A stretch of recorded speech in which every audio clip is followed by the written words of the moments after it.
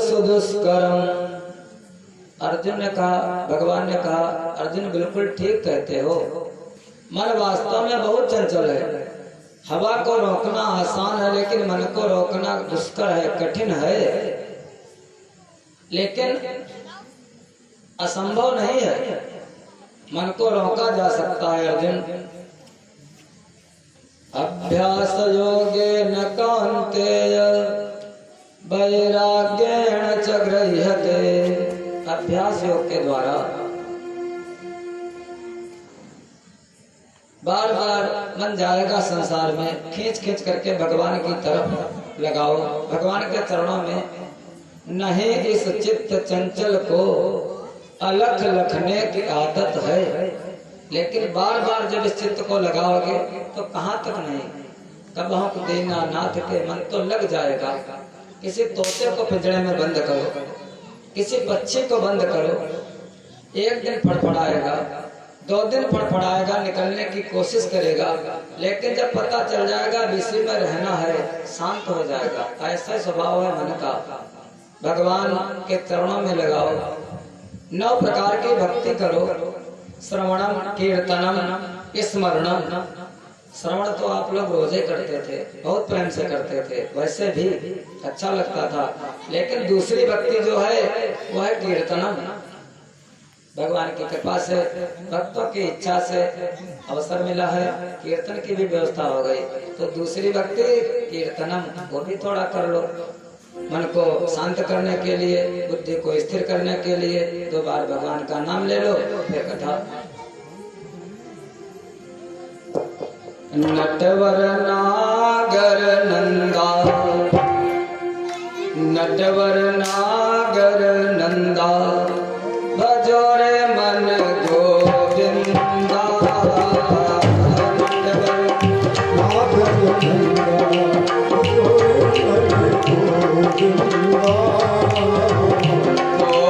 नागर गोविंदा, गोविंदा, भजोरे मन गोविंदा।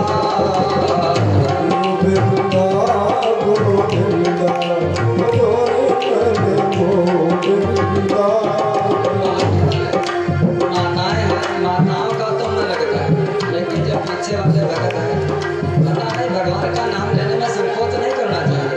और फिर इनका जो अधरम मधुरम वदनम मधुरम, संकोच नहीं, यही जो साथ अगर जाएगा तो नाम ही। माताएं आगे होती है इन कामों में, पुरुष लोग भैया लोग थोड़ा पीछे होते हैं, संकोच नहीं, प्रेम से। नटवर नागर नंदा, भजोरे मन गोविंदा। नटवर नागर नंदा, भजोरे मन गोविंदा। नटवर नागर नंदा, भजोरे मन गोविंदा। नटवर नागर नंदा, भजोरे मन गोविंदा।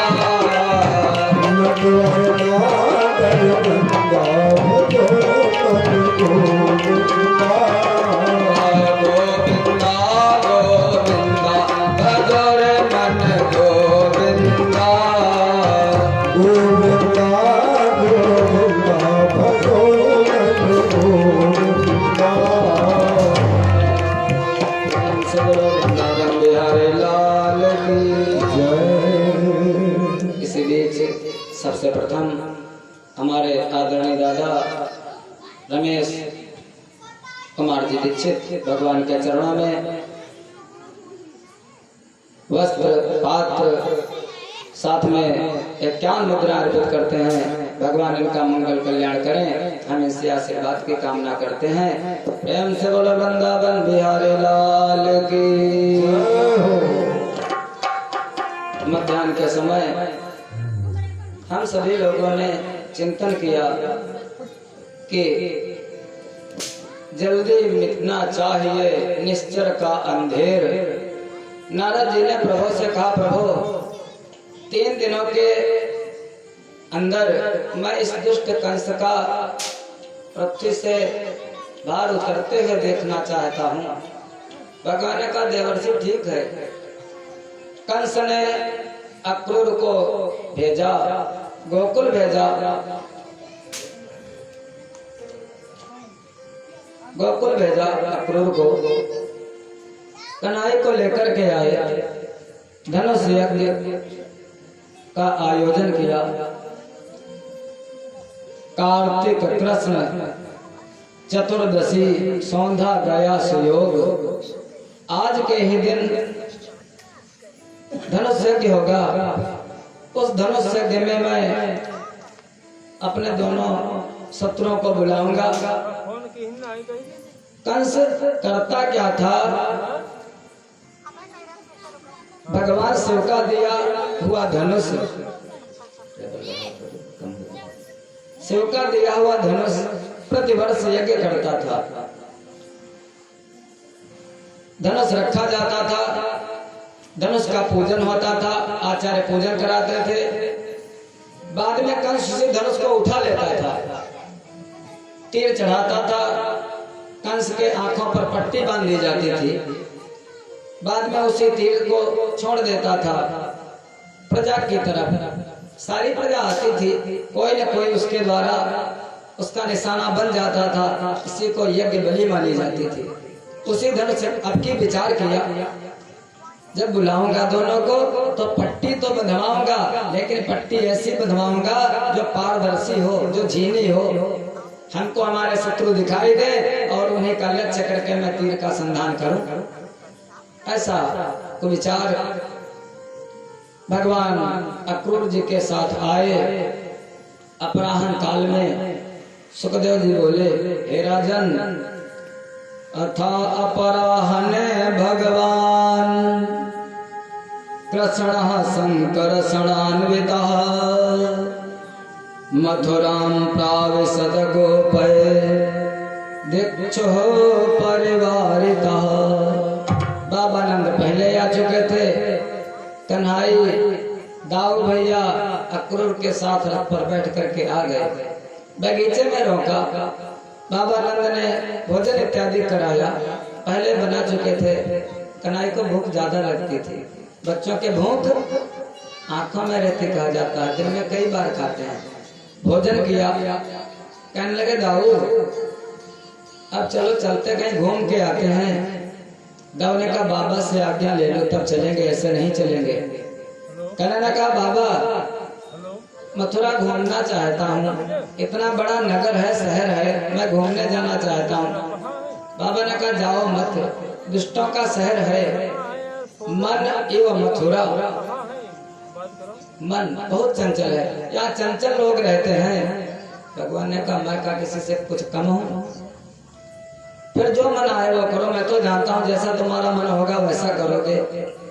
जाओ, तुमको कौन रोक पाया अब तक। लेकिन जैसे जाना भैया वैसे जाना, शरारत मत करना कहीं। ये माता पिता समझाते हैं अपने बच्चों को, बाबा नंद ने भी समझा दिया। दाऊ भैया कन्हैया दोनों घूमने चले, नगर घूमने। अब पता चला लोगों को, जैसे भगवान राम जी आए थे, अयोध्या से चले थे, मिथिला में घूमने जब आए थे विश्वामित्र जी के साथ, सबको पता चला था। तो गोस्वामी बाबा ने कहा था मानस में, देखन नगर भूप सुत आए,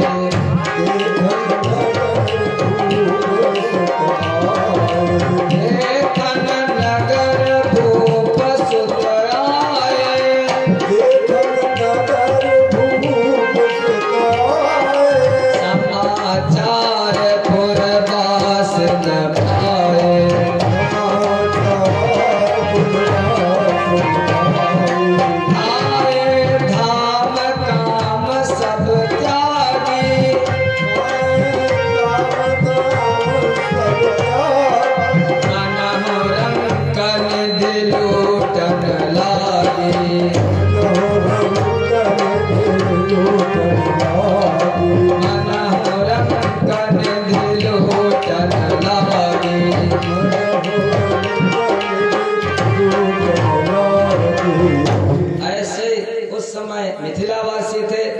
समय सब मथुरा वासी हैं।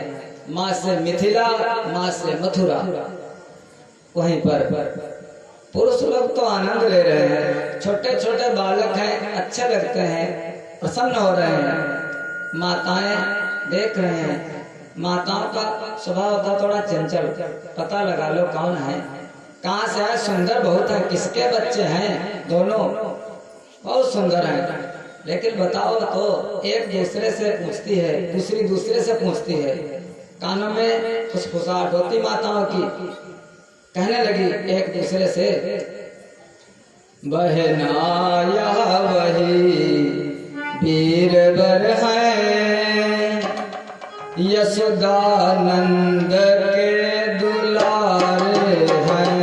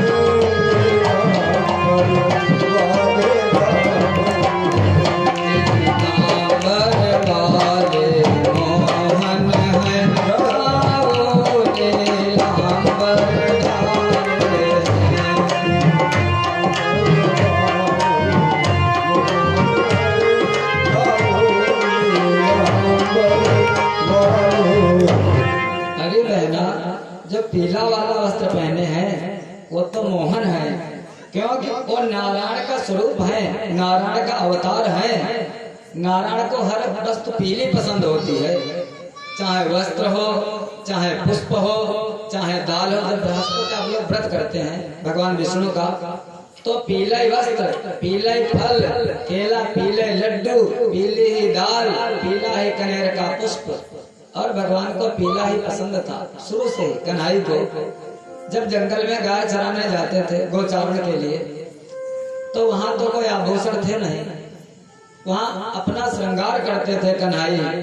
वरहा पीडम नटवर वपु कर्णयो कर्णिकारम बिभ्रदवासम कनक कपिसम वैजयंती जमालाम रंध्रान वेणोरधर सुधया पूरयन गोप वृंदये वृंदारण्यम स्वपदरमणम प्राविशद गीत कीर्ति।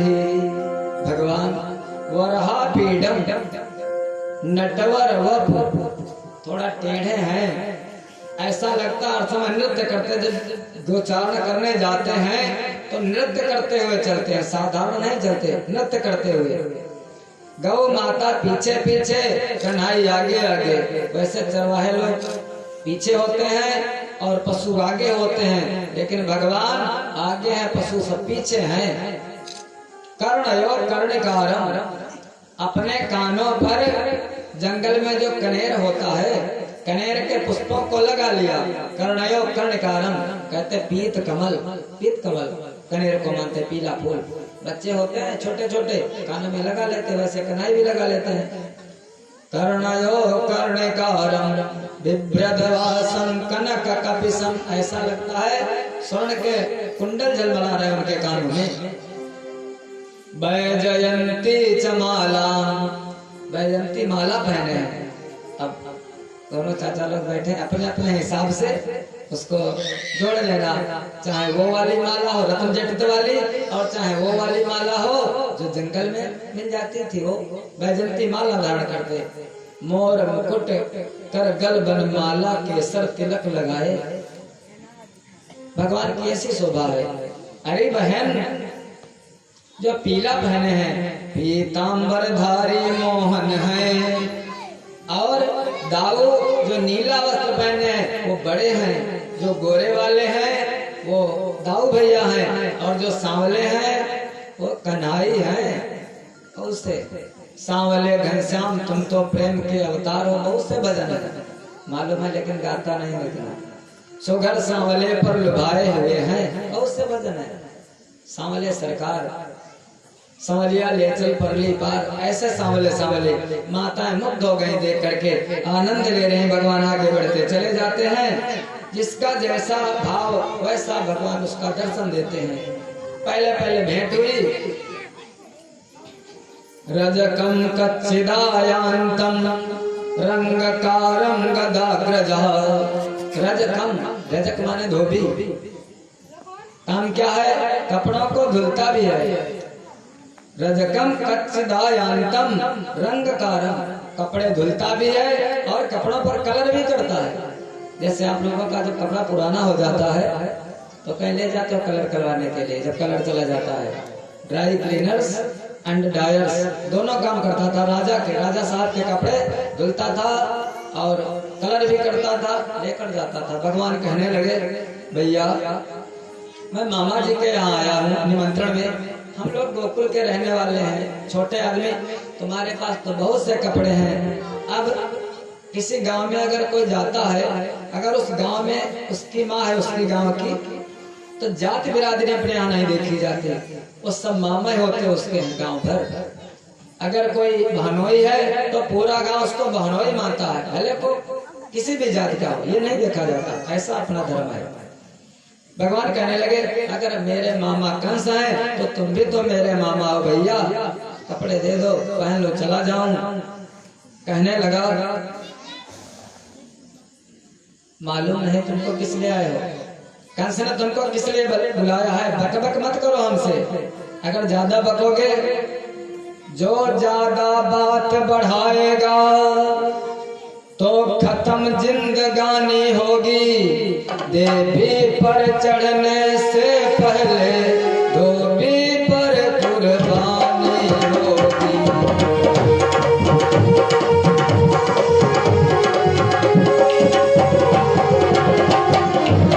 देवी पर चढ़ने से पहले धोबी पर कुर्बानी होगी।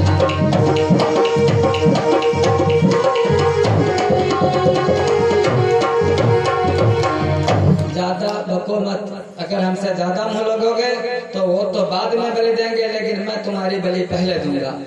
भगवान ने कहा, अच्छा अगर ऐसी बात है, तुम तो हमारे पूर्व जन्म वाले हो, बहुत हमको दुख दिया था, हमारी पत्नी का हमसे वियोग करवाया था, तो वो कोई और नहीं था, वही रामावतार वाला धोबी था। अंता काले यामति सा गति भवेत्। भगवान की जैसी मति होती वैसी गति होती है। भगवान ने, सुखदेव जी बोले, हे राजन, एवं विकथमानस्य कुपितो देवकी सुतः। देखो सब बदल गया, ध्यान देना इस श्लोक पर। सुखदेव जी भगवान कहते हैं, परीक्षित जब तक गोकुल में रहे तब तक तो रहे यशोदा नंदन, नंद नंदन, वृंदावन बिहारी लाल, तब तक और है दामोदर इत्यादि भगवान के नाम। जैसे ही मथुरा में प्रवेश किया, भाष्यकार ने अपने भाव को बदल दिया। श्लोक स्पष्ट है, एवं विकथमानस्य कुपितो देवकी सुतः। प्रेम से बोलो देवकी नंदन भगवान की। यशोदा नंदन, अब नहीं देवकी नंदन। वसुदेव सुतम देवम, वसुदेव के पुत्र, देवकी के पुत्र। कुपितो देवकी सुतः रजकस्य कराग्रेण शिरः काया पातयत्। रजकस्य कराग्रेण, उस धोबी के केवल कर अग्रेण, कर का जो अग्रभाग है उतना ही प्रहार किया। भाव है कि दो उंगली से नाथ ने दिया तमाचा खींच।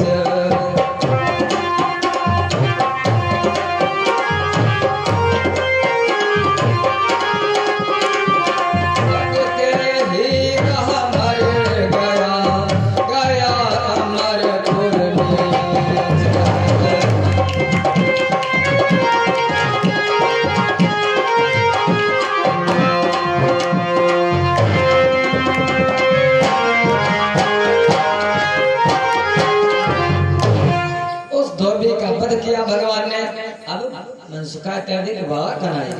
हमने तो देखा कोई तलवार लेता, कोई कटार लेता, कोई कट्टा लेता, लेकिन तेरा हाथ, अरे कैसा तूने कराटे सीखा, हाथ लगता इसका सर धड़ से अलग। भगवान आगे बढ़े, जितने वस्त्र थे सब ग्वाल बालों ने लूट लिए। पहनना क्या जाने, कुर्ते में डालते हाथ, पैजामे में डालते हाथ, कुर्ते में डालते पैर। लेकिन अपने आप को बहुत बड़ा तानाशाह समझने लगे। राजसी पोशाकें सब पहन करके आगे चलते हैं। एक दर्जी था, रामावतार का ही दर्जा था, जो भगवान के वस्त्र सिला करता था। वहीं एक दर्जी चतुर आया भक्त सुजान, प्रभु पद पंकज शीस धर, बोला बुद्धि निधान। चरणों में मत्था टेका, प्रभु अच्छे नहीं लगते हैं आपके ग्वाल बाल, अगर आप कहो, आपकी आज्ञा हो तो इनके वस्त्रों को सुधार दूं। भगवान ने कहा नेकी वो भी पूछ के। दर्जी ने सबके वस्त्रों को अच्छा सिल दिया। सब बच्चे वस्त्र पहन करके आगे बढ़े। जब आगे बढ़े, तथा सुधाम्नो भवनम मालाकारस्य जगमतुः, तव दृष्ट्वा सा समुत्थाय ननाम शिरसा भुवि। रास्ते में एक माली का घर पड़ा, मालाकारस्य।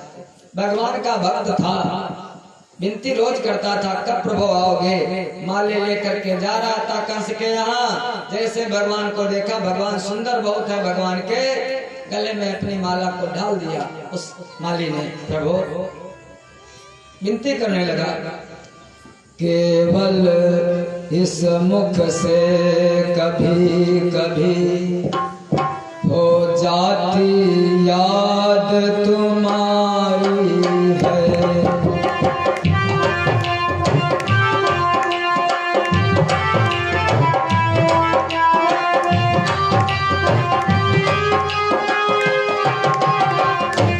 केवल इस मुख से कभी कभी हो जाती याद तुम्हारी है।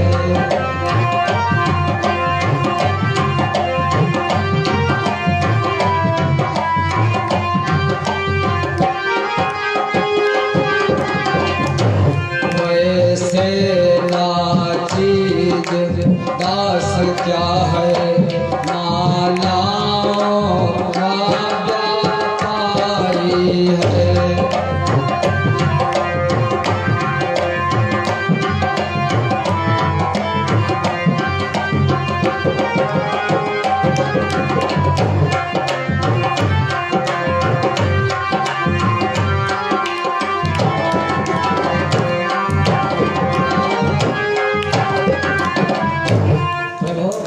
वैसे तो कुछ नहीं हो, माला का व्यापार करता हूँ, लेकिन कभी कभी आपको याद कर लेता हूँ नाथ। आपने दर्शन दिया, माला पहनाया, भगवान आगे बढ़े। जब थोड़ा और आगे चले तो मार्ग अच्छा था। उसी मार्ग पर एक कोई स्त्री आ रही थी। स्त्री वृद्ध थी, 3 जगह से टेढ़ी थी। नाम था उसका त्रिवक्त्रा, जो 3 जगह से वक्र थी। सबने कहा, जो ग्वाल बाल थे देख करके हंसने लगे, देखो देखो कैसा तमाशा आ रहा है ना। लेकिन कन्हैया ने कहा, किसी को हंसो मत, पहले अपने, अगर एक उंगली किसी दूसरे की तरफ उठाते हो तो 3 तो आपकी इधर आते हैं ना, हंसो मत। भगवान ने कहा, सुंदरी कहाँ जा रही हो? हाथ में अंगराग लेकर के। उसने कहा, प्रभु कहीं नहीं जा रहे हैं, कंस को अंगराग लगाने जाती थी। अब मुझे मालूम है आप ही हमारे स्वामी हो, इसलिए अब अंगराग आपको ही समर्पित है। सुखदेव जी बोले, राजन